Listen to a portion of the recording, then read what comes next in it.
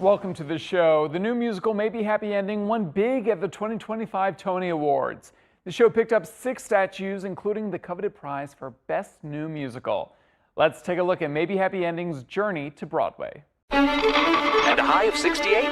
With 4 days of rain behind us, the yellow sand conditions have cleared. So, leave that mask at home. It's the perfect day for outdoor activities. Today the air in Seoul is very clear and warm. Today the smiles too are warmer than the norm. Maybe Happy Ending is an original work imported from South Korea. It stars Darren Criss as a helper bot named Oliver. His technology is outdated and he's been retired.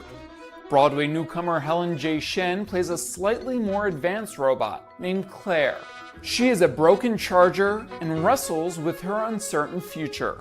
We are both obsolete. We are kind of at the end of our shelf life. They find each other through a series of circumstances and basically hatch this adventure to go find and connect with a former owner. What it is about is much, I think, heavier, not heavier, I think just much more profound things, which is what do we do with our shelf life and why do we choose to do the things that we do with said shelf life. Why do we decide to go out of the house? Why do we decide to continue talking to each other and connecting with people and putting ourselves out there with the potential of loss and the potential of pain? Brand new show, big hit in South Korea, brand new for New Yorkers. What can you tell us about Maybe Happy Ending? For whatever people that might be familiar with the show, it will be a very different kind of experience here. It's a spectacle, a spectacular, dazzling production with cutting-edge technology.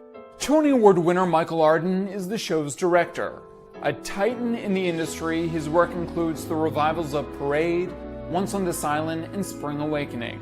Arden first signed on to the project when Maybe Happy Ending made its US debut in Atlanta. But the show's run was cut short by the pandemic. This physical production is the most ambitious and, I would say, exciting visual production that I've ever worked on. We're, using theatrical techniques from the 1800s, but with new technologies and new materials, some of which that have never been used on stages in New York, to achieve something that feels both nostalgic and futuristic at the same time.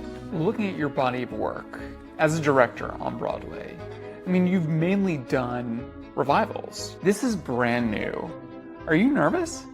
Of course I'm nervous. Yeah, I'm absolutely nervous. People will have no reference for what they're about to see. It's not like they can walk in and say, oh, I remember this story, and so they can kind of get on the ride as it's moving. We have to build the ride in front of their eyes. Several members of the cast are making their Broadway debuts in this production. Among them, Des Duran, who gained recognition after appearing on The Voice. He plays crooner Gil Brantley. We wanted to keep the whole thing under wraps. You might have observed something fishy perhaps and wondered what it means. Now we're ready to spill the beans. He is Oliver's favorite singer. I kind of pop up as inspiration throughout the show, and I like it because it's a futuristic show with classic music, and I think it kind of speaks to that art lasts forever. I'm with Jenny, so you'll see me smiling instead. The Voice was kind of like my first taste of kind of all this, and that was an incredible experience, super grateful for it. But yeah, this just feels a lot cooler if I'm just quite honest. Broadway is just the dream. Marcus, you're used to being a part of a brand new show on Broadway. You're part of the original company of Wicked.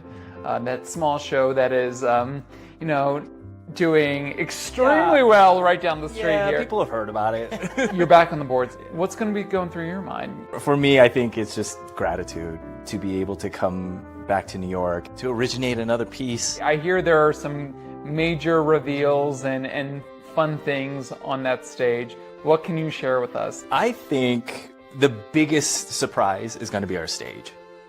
Yeah. The way that they're utilizing the LED technology for our set, it's going to create such an immersive theatrical experience. I think that our set is what's really going to blow people away. What do you think you'll be thinking of when you make your Broadway debut? Man, when I think about it, I just get emotional. I can't believe this day's happening. I think just the years of staying at it and living here and auditioning, and just glad that I took the chance and dropped out of college and did The Voice and then kept auditioning and stayed Dropped at out it. of Yale, no less, Yeah, right? dropped out of While he Yale was and- playing football. And also, like, can we talk about two opposite ends of the spectrum? Right? Right, exactly. So I guess just, this isn't the end of the story, but it's nice to have some type of bow on the chances taken and the classes and the auditions, like anybody, like the same story as anybody who's been out here hitting the New York pavement. It's the way that it always was. It'll be. Broadway debut for you. Yes. This is huge. What do you think you're going to be thinking of when you take that Broadway bow? I'm so excited for my parents to see it, to experience that moment with me too. This is such a testament to their sacrifice and they immigrated here from China, and like I feel that weight a lot. Thanks for watching our YouTube channel. For more premiere theater coverage and exclusive interviews, click the subscribe button.